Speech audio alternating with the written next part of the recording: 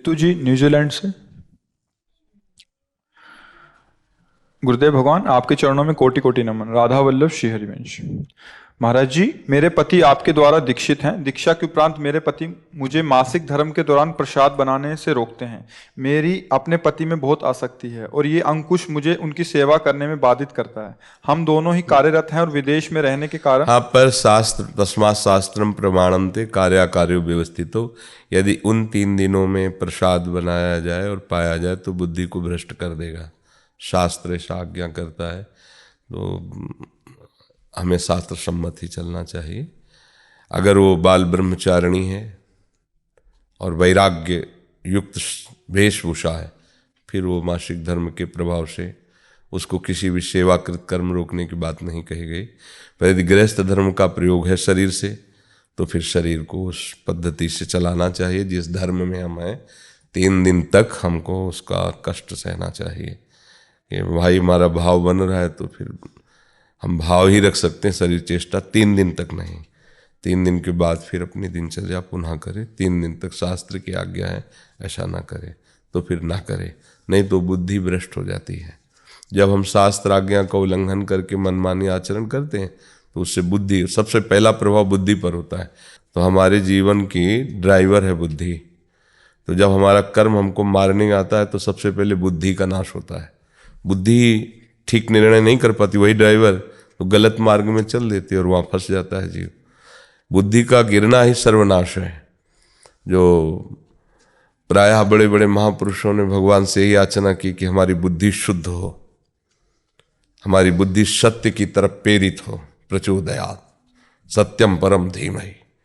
तो इसलिए अगर हम शास्त्रीय आज्ञा का पालन करेंगे तो हमारी बुद्धि शुद्ध हो जाएगी। इसलिए हमें ऐसा नहीं करना चाहिए। गृहस्थ धर्म में 3 दिन के लिए निषेध है। जीवन में कुछ भयंकर अपराध बन गए हैं महाराज श्री, उनका निवारण कैसे हो? पहली बात तो है कि जो हमसे गलती हो गई उसकी पुनरावृत्ति न हो। दूसरी बात है कि उस गलती को महापुरुषों से बता करके उनके अनुसार प्रायश्चित हो। अब जब गलती हो गई तो एक छोटी भी गलती होती है, एक बड़ी भी गलती होती है। और गलती हुई है या जानबूझकर के अपराध किया है, जैसे भ्रूण हत्या, गर्भ हत्या, ये गलती में नहीं आता, ये महत अपराधों में आता है। इसके लिए नहीं कि जाओ क्षमा, नहीं। तुम जानती हो ना, तुम्हारे शरीर में एक चींटी काटे तो कैसा लगता है, और गर्भस्थ शिशु का गर्भ में ही कत्ल करवा दिया, उसको नष्ट कर दिया। इससे बड़ा पाप तुम्हारे लिए क्या हो सकता है? अपना बच्चा बाहर आंगन में खेलता हो, कोई आके एक थप्पड़ मारे तो तुम्हें बर्दाश्त नहीं होगा, और अपने ही बच्चे को गर्भ में तुम कत्ल करवा करके भ्रूण हत्या, गर्भ हत्या आदि करवाओ। अब इसको अगर माना जाए कि ये गलती है तो इसे गलती नहीं कहते, इसे महत अपराध कहते हैं। अब ये ऐसे हैं कि फिर ये समय आने पर भयानक दंड देते हैं। ये किसी को रोके नहीं रुकते ये अपराध, इसलिए सावधान होना चाहिए। अगर ऐसी कोई गलती है तो भगवान की शरण में आकर के फिर साप्ताहिक की श्रीमद् भागवत का अनुष्ठान करना चाहिए, क्योंकि भागवत सर्वसमर्थ है। अगर कोई ऐसी महत गलती हो गई तो उसको भी पवित्र करने की सामर्थ्य भगवान की वाणी में, भगवान के जश में, भगवान की महिमा में है। श्रीमद् भागवत का साप्ताहिक की संस्कृत से किसी विद्वान के द्वारा अनुष्ठान करवाए और उसको दक्षिणा आदि से तृप्त करके उसके चरणों की पूजा करे। भागवत खरीद करके उसको नवीन वस्त्र में आवेष्टित करके उसको दान करे भागवत के। तो इन सब बातों से भगवान कृपा करके उसे माफ़ कर देते हैं। नहीं तो अपने जीवन में ऐसे ऐसे पाप कर बैठते हैं लोग जिनको जानते नहीं पाप है, और वो फिर आगे चलकर जो दुर्गति करते हैं, फिर कहते हैं भगवान मैंने क्या किया, ऐसा क्यों कर लिया। अब एक पुत्र को तुमने नष्ट किया, दूसरों को तुम्हारा कर्म नष्ट करेगा। भगवान एक ही लड़का था, तुमने छीन लिया, हाय हाय। उस समय हाय हाय नहीं आया जब गर्भस्थ मारा था। वो बेटी है, और बेटी के प्रति जो निकृष्ट भाव रखते हैं ना, उनको आँख खोल के देखना चाहिए कि अगर कोई भी परेशान, इनके और माता पिता को लड़के निकाल दें तो एक ही जगह बचती बेटी के यहाँ। बेटी ही ऐसी उदार होती है हृदय की। तुम कहाँ से पैदा हुई? अगर कन्या ना होती, तुम्हारी माँ कन्या किसी की ना होती तो तुम कहाँ से आ जाते? कैसे? ये सृष्टि चक्र बहुत, मतलब ये गलतियां कुछ ऐसी भयानक गलतियां होती। अब जो नौजवान व्यभिचार प्रवृत्ति में अपनी प्रवृत्ति को लगा दिया और ऐसे ही कूड़ा करकट की तरह अपने जीवन को या दूसरों के जीवन को नष्ट करते हैं, तो ये जवानी स्थिर थोड़ी है। आगे भले कोई नहीं जाना, कोई सरकारी दंड नहीं मिला, लेकिन वो कर्म जब हरा भरा होकर अपना रूप लेगा तो तुम्हारे पुरखा भी नरक चले जाएंगे, तुम क्या चीज हो। कर्म ऐसा होता है, वो खुद तुम्हारे पर ऐसा शासन करेगा, तुम चिल्ला के बोलोगे कि हमने पाप कर्म ये किया था भाई, उसी का मुझे दंड मिल रहा है। अभी ब्याज है, दंड तो वहाँ मिलेगा जाके। एक त्रिभुवन की सरकार है जहाँ यमपुरी उसके लिए, जैसे नहीं वो अपने यहाँ भारत में जेल है, तो ऐसे यहाँ त्रिभुवन की जेल है नरक। उसमें जो यातना होती है वो फिर उसके लिए कोई उपाय नहीं। नरक गति दुर्भर यम द्वारे कटियत नक्शी के, अवश्य में भोक्तव्यम कृतम कर्म शुभाशुभम। सबको डरना चाहिए, मर्यादा है, भगवान ने इसलिए गृहस्थ धर्म बनाया है। बच्ची हो या बच्चा हो, यदि आप उसे प्यार से पालते हैं तो दोनों तुम्हारे को सुख देने के लिए ही हैं। अगर हम तो देखते हैं कि जैसे धर्म से चला जाए तो कितने बच्चियां ऐसी होती हैं जो अपने माता पिता का भरण पोषण करते हुए उनका जीवन निर्वाह करती हैं। वो पति हो गया, सब हो गया, लेकिन वो पक्ष माता पिता, बूढ़े माता पिता है, वो या अपने पास रख लेती हैं या व्यवस्था करती है। और लड़के अमेरिका चले गए, विदेश चले गए बहू के लिए। अब पिता कभी फोन से भी बात किया कि बच्चा हमें बुला लो, बोले ये अमेरिका है, यहाँ इतना खर्चा है, ये हम आपको कैसे रख सकते हैं, कुछ पैसे डाल देते हैं आप वहीं, या अनाथालय में भर्ती कर। अनाथालय की अवस्था है उनकी दुलार पाने की अवस्था है, कोई उनका प्रिय उनके पास बैठकर उनको से बात करे, उनको दुलार करे, तो ये फिर हो। तो बहुत सावधान, ये जीवन बहुत अमूल्य है और बहुत अच्छे ढंग से जीने के लिए मिला है। इसे राक्षसी वृत्ति से, अशांत वृत्ति से जीने के लिए नहीं मिला है। पशु पक्षी अपने कर्म के अनुसार जीते हैं। आपका जीवन केवल कर्म के अधीन नहीं, पीछे से आप नवीन कर्म करके नारायण के समान हो सकते हो, आप ब्रह्म के समान हो सकते हो। आप जो चाहें, आप भूत बन सकते हो, आप देवता बन सकते हो, आप राक्षस बन सकते हो, जैसा चाहो कर सकते हो। तो अगर हमको ऐसा लगता है अपनी गलतियों का, उन अपराध से फिर देखा जाता है उसकी छोटाई बड़ाई, उसका दंड फिर विधान उसी के अनुसार होता है। ये थोड़ी कि सब चोर एक ही जगह बांधे जाते हो, नहीं। अब किसी ने थोड़ा ऐसे चुरा ले तो चोर वो भी है, तो थप्पड़ दो थप्पड़ मार के उसको छोड़ दिया जाता है। लेकिन जो भारी डकैती करते हैं उनको फांसी की भी सजा होती है। तो ऐसे ही है कि दंड विधान कर्म के अनुसार रचा जाता है। तो पहली बात है कि जो हमसे गलती हुई है वो हम दो पुनरावृत्ति न करें, और फिर उस गलती का माप कि कितनी भयानक है, कैसा है, विद्वानों से पूछकर उनके अनुसार प्रायश्चित कर लेना चाहिए। ये आप लोगों के लिए गृहस्थ है। और अगर वो संसार से विरक्त होकर भगवान मार्ग में चलता है तो किसी प्रायश्चित की जरूरत नहीं। सबसे बड़ा प्रायश्चित हो गया हरिशरणम, आगे बढ़ा। अब कोई उसको अपिचेत सुदुराचारो भजते माम अनन्य भाग, साधुरेव मंतव्या सम्यक व्यवसिता। भारी दुराचार किया लेकिन अब लो नशानी, अब नान हे हरि हरि शरणम, काम बन गया। हरि सब क्षमा करके उसे करो सद्य ते साधु समाना, मैं उसे महात्मा बनाऊंगा, तुम उसे महात्मा मानो। भगवान कह रहे, भगवान कह रहे यद्यपि वो महात्मा है नहीं, दुराचारी रहा है, पर मेरी शरण में आ गया है, अब मैं उसे महात्मा बनाऊंगा, इसलिए तुम उसे महात्मा मानो। भगवान आदेश करते हैं। अपिचे सुदुराचारो भजते माना अनन्य भाग, साधुरेव समंतव्या।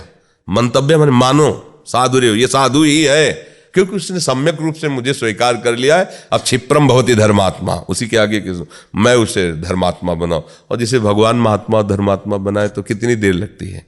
तो इसलिए सावधानी से चलो, भारी अपराधों का इसी जन्म में मार्जन कर लो, स्टॉक ना होने पावे, उनको नष्ट करो और भगवत भजन के बल से ये जीवन प्रभु के चरणों में पहुंच जाए। अगर हमारा अगला जन्म भी हो तो भक्ति संपन्न हो, मनुष्य जन्म मिला इससे नीचे तो न गिरे ना, ऐसा हो कि हम प्रभु का गुणगान गा सकें, प्रभु का नाम जप, नहीं तो जन्म ही ना हो, प्रभु की लीला धामों में प्रवेश हो जाए। ऐसा हम संकल्प करें, ऐसा हम चिंतन करें कि अब ये जन्म आखिरी हो, अब हम मुक्त होना चाहते हैं या प्रभु के भक्त होना चाहते हैं। मोनिका गुप्ता जी, जय जय राधा वल्लभ श्री हरिवंश। महाराज जी आपके चरणों में कोटि कोटि प्रणाम। महाराज जी पिछले कुछ समय से बहुत एक दुविधा चल रही है महाराज जी, घर में कॉकरोच की वजह से पेस्ट कंट्रोल कराना या करना पड़ता है। महाराज जी मन में बहुत पाप का भाव आ रहा है। हर जीव को जीने का अधिकार है, जहां तक हो सके हम उनको जीव रक्षा करते हुए बचाएं, अपने कार्य को कर सकें। जैसे हमें वर्तमान में दिखाई दे रहे हैं तो उनको उसमें भर कर के बाहर फेंक दें।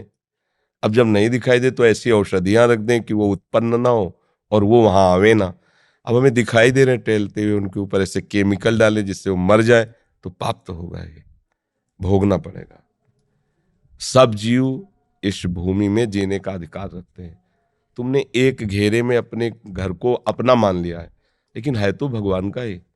तो उसमें छिपकली का भी तो अधिकार है, चींटी का भी अधिकार है, बिच्छू का भी अधिकार। भूमि भगवान की है ना, सकल भूमि गोपाल की, या में अटक कहाँ, सब भगवान के जन है। हाँ, कुछ हमारा विरोधी भाव है। अब सांप जिस कमरे में रहेगा उसमें हम कैसे रह सकते हैं? तो हम मारे ना, निकाल दें। हम ऐसा उपाय करें कि उसको दुख ना पहुंचे और अपना बचाव पक्ष कर लें, ये बात हो सकती है। जैसे पोछा लगा रहे हैं, बहुत सी चींटियां हैं, अब आप ध्यान नहीं दे रहे, रगड़ रहे हैं, पाप बन रहा है। पहले फूल झाड़ू लीजिए, ऊपर से ऐसे मार दीजिए, पोछा लगाइए, अगर फिर दिखाई फिर फूल झाड़ू से कर दीजिए। हमारा उद्देश्य ना मारना है। अब अचानक कोई आ जाता है तो भगवान जाने। अब हमें दिखाई दे रहा है कोई भी जीव, कोई भी नाम रूप जीव का हो, सब में बराबर अंश है।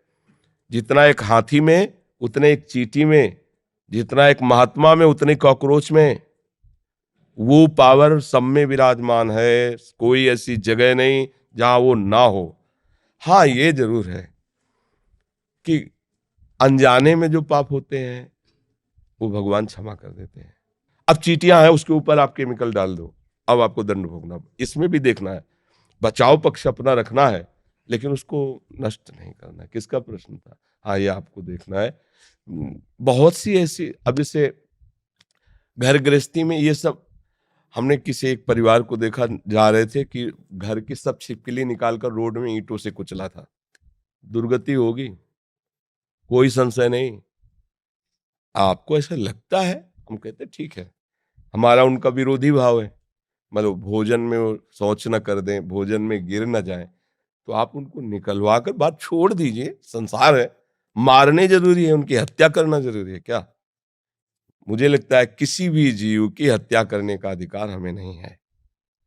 हम अपने बचाव पक्ष में हैं, अब कोई मर जाता है वो बात अलग है, अपने बचाव पक्ष में। क्योंकि अगर सेवा पक्ष दिया गया है तो फिर हो सकता है, क्योंकि उस समय वो धर्म है, उस समय वो धर्म है। अब इस समय हमें वो धर्म, आपत धर्म तो नहीं है ना, तो इसमें हमें विवेक के द्वारा चलना है। झाड़ झाड़ के फेंकते रहो, जब देखा अब नहीं है तो वो औषधि, तो वो दवाएं चली हैं, लगा दीजिए, तो आएंगे नहीं, और वो उत्पन्न ही नहीं होंगे। गंदगी नहीं रखोगे तो काहे को उत्पन्न होंगे, गंदगी रखोगे तो उत्पन्न होंगे। ऐसी वो सब चले हैं कि रख दो तो ये सब कीड़े मकोड़े नहीं होते, पर सब में भगवान है। मारना तो हम कभी अनुमति नहीं देंगे, और किसी भी जीव को दंड दोगे। देखो, एक कथा तुम्हें सुनाते हैं, महाभारत की है। एक महात्मा मांडव्य ऋषि नाम के थे। वो हाथ उठाकर ऐसे, पहले बहुत कठिन तप संतों को करना पड़ा, कलयुग है तो अब तो नाम जप से ही काम, मंत्र जपो, नाम जप। दाहिने पैर के अंगूठे केवल पूरा शरीर का भार रखकर हाथ उठाकर मंत्र जप रहे थे। उसी राज्य में कुछ चोरों ने राजा के यहाँ चोरी की, राज कर्मचारियों ने पीछा किया, उनके आश्रम में गए और आश्रम में छुप गए, इस भाव से कि महात्मा के आश्रम को देखते ही राज कर्मचारी वापस चले जाएंगे कि यहाँ कैसे चोर छुपे हों। पर उनकी दृष्टि पड़ गई घुसते देख के। अब वहां गए तो माल सहित पकड़े गए। तो उन्होंने सोचा कि महात्मा ने ये नाटक कर रहा है, चोर रखता है और चोरी करवाता है। तो उसी अवस्था में मांडव्य ऋषि को भी ले गए और राजा के सामने पेश किया कि समस्त चोरों को पकड़ लाए, तो उनका सूली की सजा दे दो। सूली की सजा बड़ी भयानक होती थी। एक भाले जैसे यंत्र में ऊपर से सीढ़ियों से ले जाकर उसे छोड़ा जाता था, गुदा द्वार से वो जितना घुस जाए, भाले जैसा, अब वो उसी में टंगा है।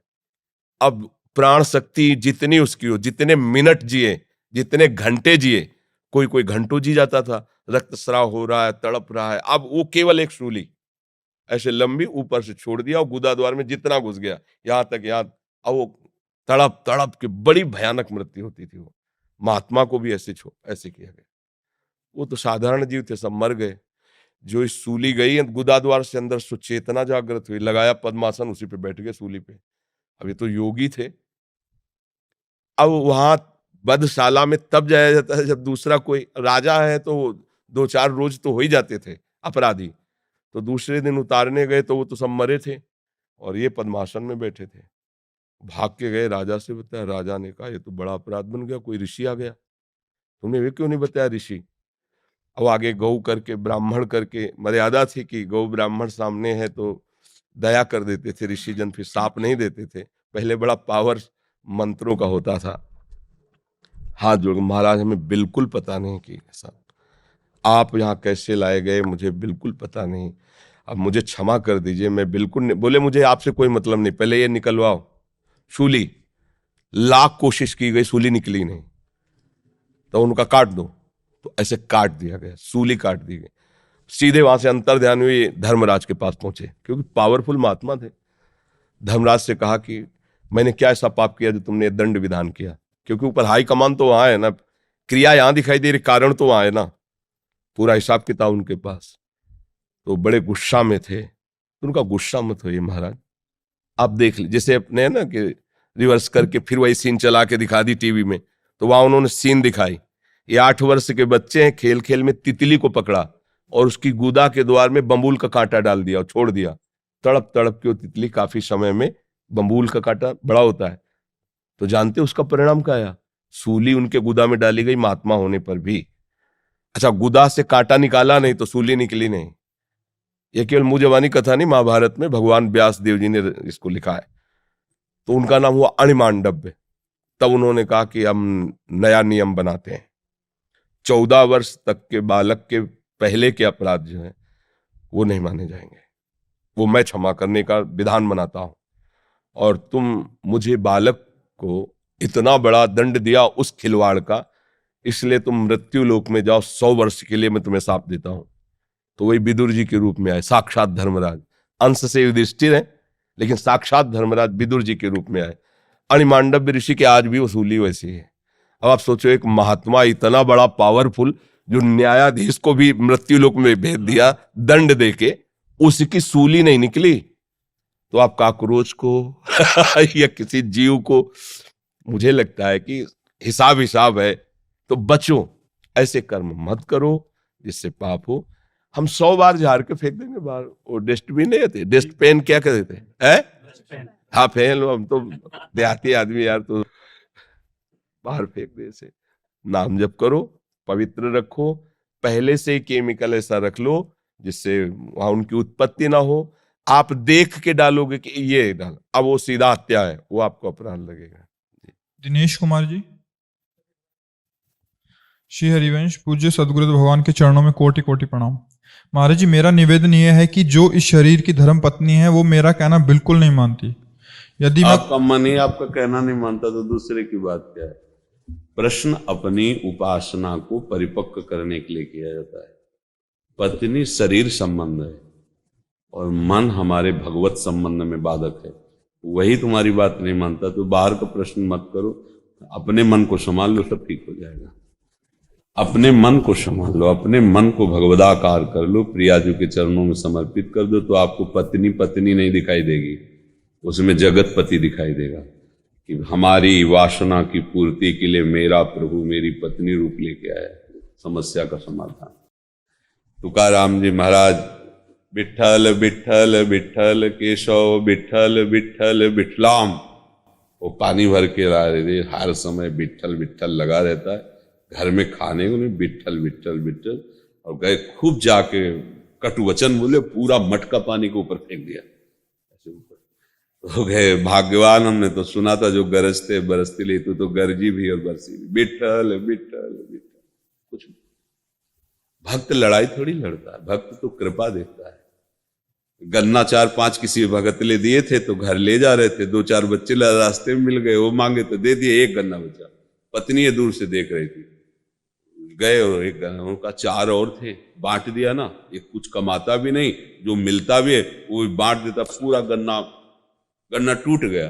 उनका कोई बात नहीं, तोड़ना तो था ही, टूट गया, अच्छा है, कभी गुस्सा नहीं। तुम्हारी बात वो क्यों माने? तुम अपने गुरु की बात मानते हो, तुम भगवान की बात मानते हो, अगर मान लो तो सब भगवत स्वरूप है, कोई झंझट ही नहीं। तुम अपने को ठीक करो। यहाँ सांसारिक प्रपंच का निर्णय थोड़ी होता है, यहाँ भागवतिक निर्णय होता है। अपने मन को भगवदाकार कर लो तो वासुदेवा सर्वमित समात्मा सुदुर्लभा, कोई है ही नहीं। और अगर ये सोचो कि पत्नी तुम्हारे अनुकूल चले, तुम्हारे अधीन चले, ऐसा क्यों चले? तुम्हारी नौकर थोड़ी है। जैसे पुरुष शरीर में तुम उसके पति हो, ऐसे स्त्री शरीर की वही जीवात्मा भगवान का अंश है, वो अर्धांगिनी। उसकी भी कुछ मनोवृत्तियां, तुम्हारी भी मनोवृत्तियां, तुम अपनी मनोवृत्तियों को झुकाओ क्योंकि तुम सत्संगी हो, भगवत मार्ग के पथिक हो, झुकाकर उसे प्रेम में अधीन करो। शासन करने का अधिकार थोड़ी। जैसे लोग समझते हैं ना कि पत्नी एक साधारण चीज नहीं, जो जीवात्मा तुम हो वही जीवात्मा वो है। वो स्त्री शरीर में, तुम पुरुष शरीर में, और दोनों एक मित्र बन करके भगवत सलाह लेकर चलो मार्ग में। 3 गुण है माया के। हो सकता है तमोगुण स्वभाव, रजोगुण स्वभाव, तो तुम्हारे भाग्य के कर्माधीन होकर वो पत्नी बनी आके ना निर्वाह करो। भक्त हो ना, इसलिए कह रहे लड़ो मत, मारो पीटो मत। अच्छी बात बता दी, नहीं मान रही तो जैसे हमारे शरीर में रोग है हम सह रहे ना, ऐसे उसको ये मानकर कि प्रतिकूलता सहने के लिए भगवान ने मुझे दिया। तुम्हारा भजन बनेगा, तुम्हारा भाव बन। अगर बिगड़ गया तो फिर रात दिन उसी घर में रहना, जलो और द्वेष करो। भजन तो सब चला जाएगा, तेरे दिन लात जूता होंगे, कोई मार्ग नहीं मिलेगा। ये बहुत गंदी बात है जो स्त्रियों को कोई नीचा समझता हो या स्त्रियों को अपनी दासी समझता हो। ऐसा नहीं समझना चाहिए। दोनों एक मित्र हैं, दोनों इस संसार मार्ग की गाड़ी जो चलती है ना, उसके पहिए दोनों के बराबर होते हैं। अगर एक भी छोटा उसमें लगा दो तो गाड़ी पलट जाएगी। ये जो लोग समझते हैं ना कि मैं पुरुष हूं तो बहुत बड़ी चीज हूं, ये स्त्री है तो एकदम छोटी बात है, ऐसी बिल्कुल गलत है। तुम्हारा जैसा जीवन है वैसे ही उसका भी जीवन है। हाँ, एक मित्र यदि गलत मार्ग का अनुसरण करे तो हम समझा सकते हैं, हम उसको उपदेश कर सकते हैं, उससे हाथ जोड़ सकते हैं, थोड़ा शासन दिखा सकते हैं, पर हम ये नहीं है कि वो हमारी मतलब अनुकूल चले, हमारे अनुकूल, क्योंकि उसकी भी तो अनुकूलता है। किसी को भी अनुकूल करने के लिए, देखो तुकाराम जी की पत्नी इतना सब करती थी ना, और सबसे पहले भगवत साक्षात्कार जानते हो किसको हुआ? तुकाराम की पत्नी को। सबसे पहले तुकाराम से भी पहले उनको भगवत साक्षात्कार हुआ, क्योंकि वो उनकी पत्नी थी, एक महाभागवत की पत्नी थी। ये सब करती थी, पर एक बात थी, भोजन बिना उनको पवा नहीं पाती थी। बस एक बात, तो कुछ भोजन लेकर के जा रही थी तो बड़ा कांटा को, पहले तो कहीं भी तुकाराम जी बैठकर भजन करते तो ढूंढती रहती थी। एक दिन काम थक गई ढूंढते ढूंढते, किधर जब मन आता चले जाते हो, मैं कैसे जानूं? तो उनका चौराहे में जाके कान लगाना, जिधर की भूमि से विट्ठल विट्ठल आवाज, उधर चली आना, वहीं मैं बैठा मिलूंगा। कैसा नाम जापक महापुरुष है कि भूमि बोलती, जिधर से चरण गए ना वहां की भूमि बोलती विट्ठल विट्ठल। तो उधर जा रही थी तो पहाड़ में बैठे हो भजन कर रहे थे, तो इतना बड़ा बमूल का कांटा, अब चला न जाए, बड़ा कष्ट। ठाकुर जी आगे पीताम्बर को जैसे, और कहा कि अच्छा कांटा लग गया, मैं कांटा निकाल देता हूं। इतना प्यार, अब कांटा कैसे निकले हाथ से? ठाकुर जी तो निकाल सकते थे, लेकिन महिमा दिखाने के लिए कि मेरे भक्त का थोड़ा भी कोई संबंध स्वीकार करके आदर करता है, तो मैं दांत से, ठाकुर जी ने कांटा निकाला दांत से, और अपने पीताम्बर की पट्टी फाड़ के ऐसे बना। जब वो गई लंगड़ाती तो तुकाराम जी ने कहा, आज तुकाराम जी जो दर्शन कर रहे थे महाभागवत के दर्शन कर रहे थे, अब पत्नी पत्नी ले रही कृष्ण साक्षात्कार की। तो उन्होंने कहा कि आज विशेष आनंद मिल रहा आपके, आप लंगड़ा कैसे रहे? तो उनका कांटा लग गया। फिर बोले एक आया था, सांवला सांवला था, और वो ऐसे तुकाराम जी के आंसुओं की झड़ी लग गई। प्रभु प्रभु कितने कृपाल। तो उन्होंने बताया दांत से कांटा निकला। तो और आप भजन करो, आप भक्ति में डूबो, तो आपके संबंध से उसका स्वभाव क्या, उसका जीवन परिवर्तन हो जाएगा। अब द्वेष नहीं करना अपने शरीर। मान लो हमारी किडनी फेल है, अब क्या करें? सह रहे ना, डायलिसिस अभी थोड़ी देर बाद जाएंगे, भोगना है ना। मान लो कि हमारा कोई प्रारब्ध कर्म है, उसी की बुद्धि में बैठ के भोगवा रहा है। नहीं, अभी वो बुद्धि अनुकूल हो जाए, समझना, जो हमारे प्रतिकूल अभी अनुकूल हो जाए, तो अभी तुम उसके राग में बंध जाओगे। ठाकुर जी बड़े कृपालु, राग में ना बंधो, भजन में आगे बढ़ो और अपना भोग लो जो तुम्हारे कर्मों का बसान। लड़ाई झगड़ा ये बिल्कुल सत्संगी को नहीं करना चाहिए। झगड़ा करना, 4 लोग जाने कि तुम्हारा पत्नी में बैर भाव, ऐसा बिल्कुल नहीं होना चाहिए। तभी हमारे शिष्य, तभी हमारी धर्म मर्यादा का पालन कर सकते हो। समझ रहे ना? अंकुश जी, राधे राधे। महाराज श्री हरिवंश। महाराज श्री, मैं गृहस्थ में हूं और गृहस्थ में कई बार इंद्रिय भोग विलास से लिप्त होना पड़ता है, कभी अपनी कामना वासना के अधीन होके, तो कभी संतानोत्पत्ति के लिए। पर इन सब के बाद मन चिंतन बहुत दुखी होता है। ऐसा क्या करें गृहस्थ में रहते हुए भी कि भजन सेवा में उत्साह कम ना हो और भाव ना बिगड़े, कृपया मार्गदर्शन करें। किसका प्रश्न है?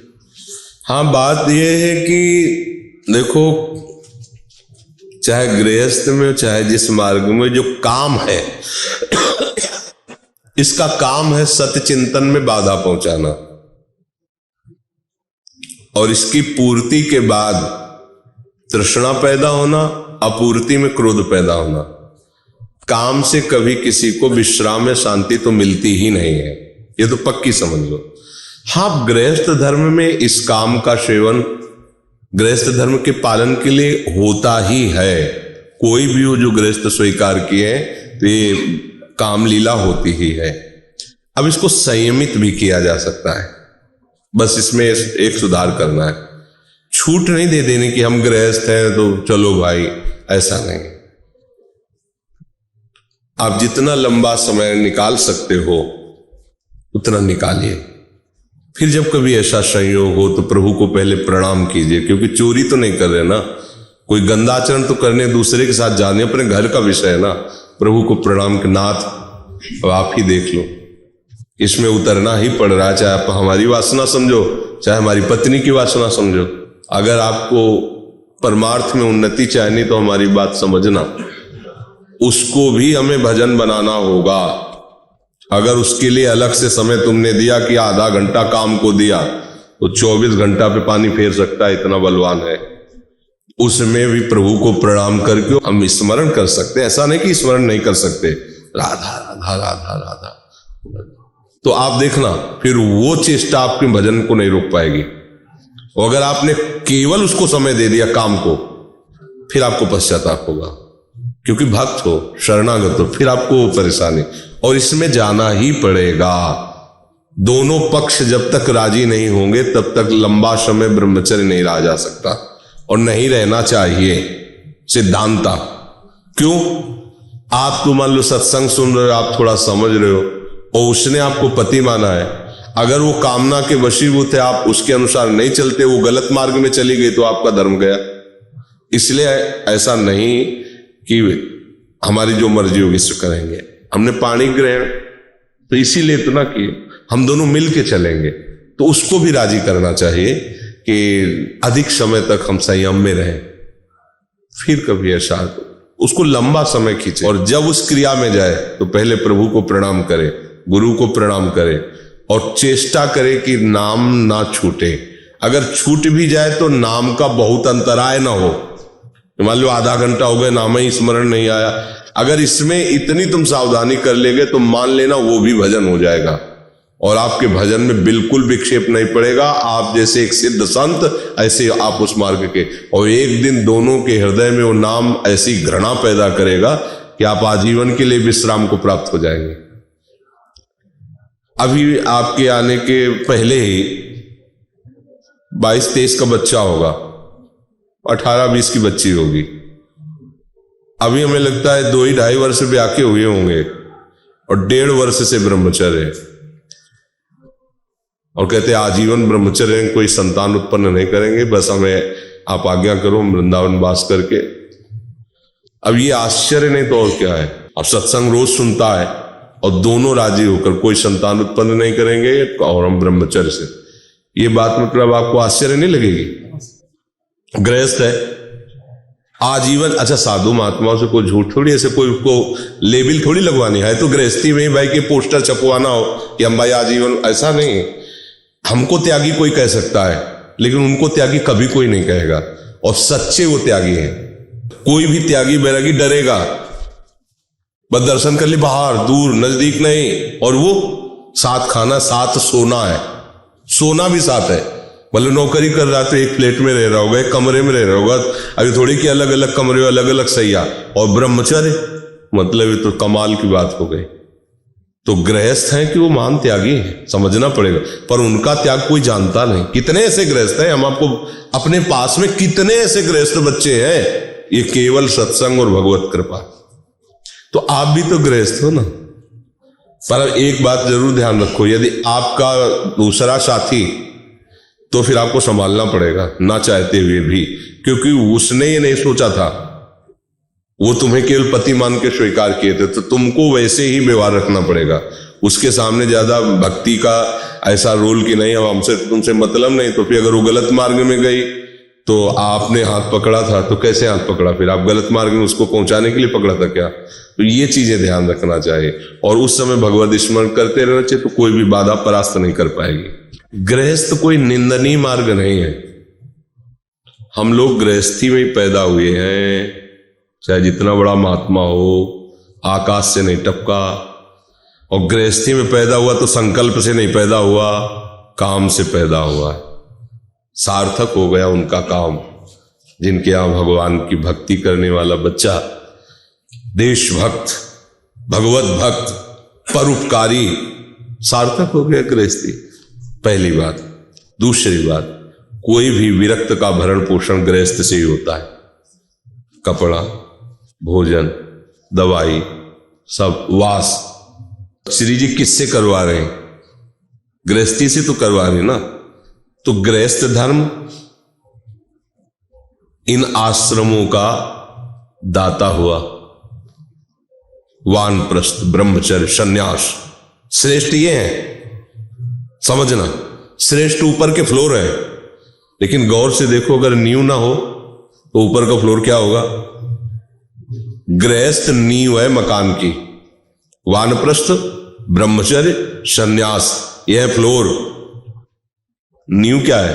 गृहस्थ। हम पैदा भी गृहस्थ में हुए, हमारा भरण पोषण भी गृहस्थ से ही हो रहा है। तो गृहस्थी कोई निंदनीय मार्ग नहीं कि भैया अब हम तो गृहस्थ ठहरे, ऐसा नहीं है। गृहस्थी भगवान का मार्ग जितने भी हैं सबकी नींव है। कोई किसी भी संप्रदाय का हो, सबका भरण पोषण किसी न किसी गृहस्थ से ही हो रहा है। आप देख लीजिए, किसी भी संप्रदाय का संत हो, कहीं भी, कोई भी। तो अगर ज्यादा हम विरक्ति की मुचटे तो हम है क्या? आप समझो, भगवान के आश्रित, लेकिन हमारी उत्पत्ति गृहस्थ से हुई, हमारा भरण पोषण, साधना, ये सब गृहस्थ से पूर्ण हो रहे। तो गृहस्थ मूल हुआ कि नहीं हुआ? प्रगट व्यवहार में। तो आप लोग ये मन में लाके कि हम तो गृहस्थ हैं, ऐसी बात नहीं। धर्म से चलो तो गृहस्थ आश्रम माता की तरह हर आश्रमों का पोषण करता है, हर आश्रमों का। वानप्रस्थ, ब्रह्मचर्य, संन्यास, सबका भरण पोषण गृह। देखो, घर में चाहे जैसी अव्यवस्था हो, कोई महात्मा आ जाता है ना, तो 2 रोटी दे के पेट भरने की कोशिश ही करेगा। तो ये गृहस्थ आश्रम ऐसा ना समझा जाए कि अरे वो तो गृह, ऐसा नहीं। हाँ, बहुत माननीय और बहुत धर्म का ये गृहस्थ आश्रम है। बस इसमें थोड़ा सा सुधार होने की जरूरत है। अब शराब पी रहे, मांस खा रहे, व्यभिचार कर रहे, गंदे आचरण, चोरी, चार जूता, ये राक्षसी वृत्ति ना हो ना। तो भजन कर रहे, थोड़ा कम भजन भी होगा ना, तो भी आपकी गति बहुत ऊंची होगी। क्योंकि जितने बहुत भजन करने वाले हैं उनका अन्न जो पोषण आपके द्वारा ही हो रहा है। जो बहुत त्यागी बैरागी हैं वो भी अगर फल भी पाएंगे तो गृहस्थ ही कोई पहुंचाएगा, आकाश से सीधे फल नहीं आके गिरेगा। इसलिए आप बहुत अच्छे हो, बहुत अच्छे धर्म में हो, भगवान के द्वारा बनाया गृहस्थ धर्म है। बस ठीक से चलना है। ठीक से नहीं चले तो विरक्त होकर भी क्या हाथ लगने वाला है। ठीक से चले तो गृहस्थी, आप मूल बात समझ लो कि गृहस्थी क्या है। गृहस्थी विरक्तों को प्रकट करती है, और विरक्त जनों का भरण पोषण, जितने भी परमहंस महात्मा हुए सब गृहस्थ धर्म से, जो वहीं से तो आए ना, और भरण पोषण उन्हीं के द्वारा हो रहा है। और वो दैन्य है इस बात के लिए कि कहां आप महात्मा और कहां मैं नीच गृहस्थ। हर बात वहां जोरदार की है, हर बात वहां जोरदार की है। बस अपने आचरण मत खराब करो, तो जो एक विरक्ति की गति होगी वही आपकी गति होगी। इसमें अंतर नहीं, इसमें अंतर नहीं कि आप भाई गृहस्थ हो तो बातें नहीं। गृहस्थ होते हुए आप अगर ऐसे आचरण करते हो ना, अतिथि सेवा, साधु सेवा, भगवत आराधना, नाम जप और मेहनत करके, तो भैया बहुत बड़ी यज्ञ हो रहे, इसमें कोई चिंता की बात नहीं है। बस हाँ, जो गलत आचरणों में हमारा चिंतन जाता है उसमें थोड़ा नाम जप, तो सब मंगल हो जाएगा, सब बढ़िया हो जाएगा। परशुराम महाराज से जी राधे राधे महाराज जी, दंडवत प्रणाम। महाराज जी, हमने संतों से सुना है और पढ़ा भी है कि आध्यात्मिक मार्ग सर्वोत्तम है। हम भी इस मार्ग में बचपन से ही लगे हुए हैं। अब हमारा बेटा बाबा जी बनकर वृंदावन वास करना चाहता है, लेकिन हमें लगता है गृहस्थ में रहकर भी भगवत मार्ग में चला जा सकता है। तो महाराज जी अब हमें क्या करना चाहिए, उचित मार्गदर्शन कीजिए। तुम्हें कुछ नहीं करना चाहिए, प्रभु के ऐसे आश्रित हो जाना चाहिए।